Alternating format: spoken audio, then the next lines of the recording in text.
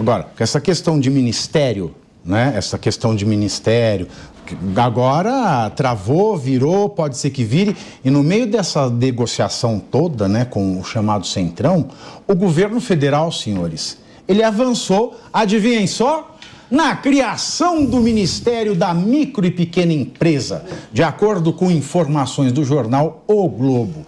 A definição da nova pasta abre espaço para a reforma ministerial, com a entrada do PP e dos Republicanos. Na esplanada, falta um ministério então, gente, na esplanada, há informações de bastidores indicam que o presidente Lula está disposto a implementar de vez o novo ministério que será o 38º do governo.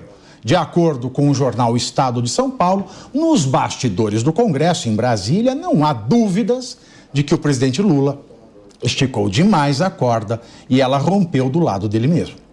Além disso, a declaração do ministro da Fazenda, Fernando Haddad, que toca violão, que é uma beleza, desagradou e empoderou o Centrão, mostrando mais uma vez que Arthur Lira consegue entregar o que o governo quer e frear a oposição quando quiser.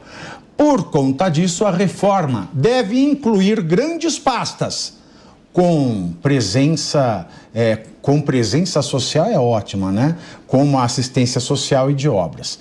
E pelo que tudo indica, Lula já definiu a reforma. O Silvio Costa, filho do Republicanos, vai assumir o Ministério dos Portos e Aeroportos, enquanto André Fufuca, do PP, fica com o Ministério do Desenvolvimento Social. Essa pasta, inclusive, deve perder a gestão do Bolsa Família. Já a Caixa será entregue ao PP da presidência, às vice-presidências. Ou seja, aquela presidente da Caixa fez todo aquele lelelê, já rodou a presidente da Caixa. Tudo deve ser anunciado oficialmente amanhã. Essas são informações de bastidores. Olha, tem uma coisa aqui. Só o Fufuca do PP, partido do Ciro Nogueira. Imagina uma chapa presidencial do vice-presidente do PT com o Fufuca. Fufuquaquá. Fufuquaquaquá. Fufuquaquaquá. Pavinato, mas o Fufuca vai pegar o Bolsa Família dentro do desenvolvimento. Não, eles vão tirar. Exato, vai fazer os despojos. É só lamônico o negócio. Eu acho que tem uma coisa assim que é muito curiosa. Teve nos últimos anos. Tem esse bonitão na tela, Legal? O Fufuca! Olha! Tem uma pinta aqui, ó. Tem, igual o Calbi Peixoto. Só porque o nome dele é estranho, gente. Dos últimos anos para cá, a gente teve uma mudança de agendamento dentro de Brasília, né, que foi uma mudança. Antes quem dava a pauta era o executivo, né? Nos últimos anos a gente tem visto o vídeo é ótimo, não vou entrar num palavrão que eu falei. Mas enfim, mas a gente tem visto essa mudança do executivo para o legislativo. Eu sempre falo assim, independente de quem fosse o presidente a assumir agora, tivesse sido Simone Tebet, Ciro Nogueira, Ciro Gomes ou o próprio Bolsonaro, ia ter essa mudança do executivo para o legislativo. Desde Temer, né? O executivo foi perdendo. O executivo vem perdendo essa força muito por causa da fragmentação partidária. O que eu acho que foi o erro do Lula, onde ele não soube impor a força dele? Antes mesmo, eu não sei se vocês lembram, no período de transição, o Lula já estava negociando com Lira. No momento que ele tinha o maior capital político, depois da eleição, o Bolsonaro tinha perdido, tudo bem, foi por muito pouco, mas o Lula tinha o maior capital político dele, ele já estava negociando com Lira. Então, ali ele já demonstrou fraqueza. Independente de tudo isso que eu estou falando, de qualquer que fosse o presidente ia encontrar essa resistência do lado do legislativo, e a gente fala muito disso na imprensa, o legislativo está mandando e ia continuar mandando, independente de quem fosse. O Ciro Gomes deu uma entrevista no ano passado, em março do ano passado, onde ele falava que se ele fosse eleito presidente, iam ter que dar um jeito no Congresso. Mas o problema do Lula é que ele cedeu logo de cara. É isso que eu realmente não consigo entender. Lá no período da transição, ele já deu as cartas para o Lira comandar o jogo. E durante esse primeiro ano de mandato, que teoricamente na política tu ainda tem um capital político, ele não soube aproveitar isso.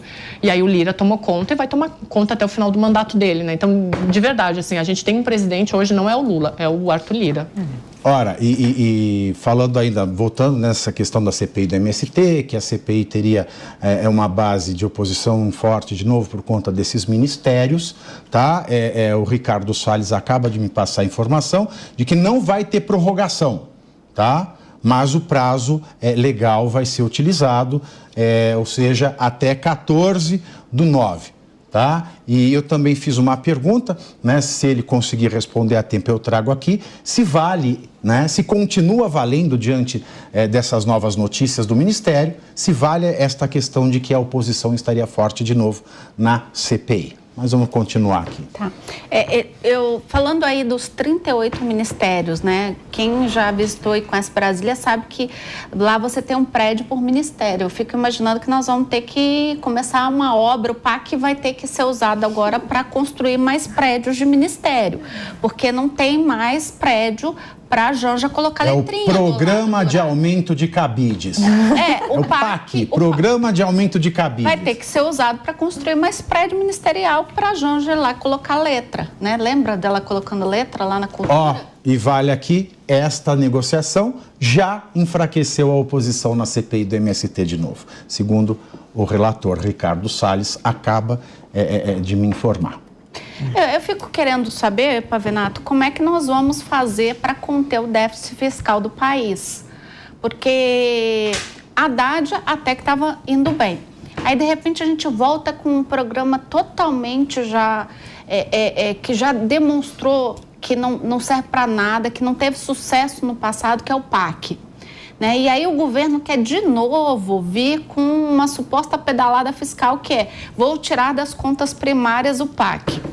Não tem como, né? Como é que você tira das contas primárias um investimento, um gasto com investimento? Você vai botar onde na contabilidade? Que contabilidade pública é essa que nós vamos fazer? E, para além disso, daí agora a gente tem 38 ministérios. Comecei brincando, mas é verdade. Você tem lá um prédio para cada ministério. Onde é que nós vamos colocar tanta gente e onde é que nós vamos colocar dentro da contabilidade tanto custo? A gente tem aí a missão de diminuir o déficit público, né? O Haddad tem essa missão. Então, como é que a gente faz isso? Né? Então, a gente tem que agora cobrar não só o governo, mas o próprio Congresso. A gente também tem que parar de falar só do Executivo e começar a cobrar do Congresso, sabe? Que responsabilidade tem o Congresso com as emendas parlamentares, com esse jogo de toma lá da cá? Está sendo péssimo para a gente. Quem tá sendo aí... Não, o povo é o salário entupido, sempre. É que eu não queria falar um palavrão. Quem está pagando a conta. Então. Quem paga a conta é o salário.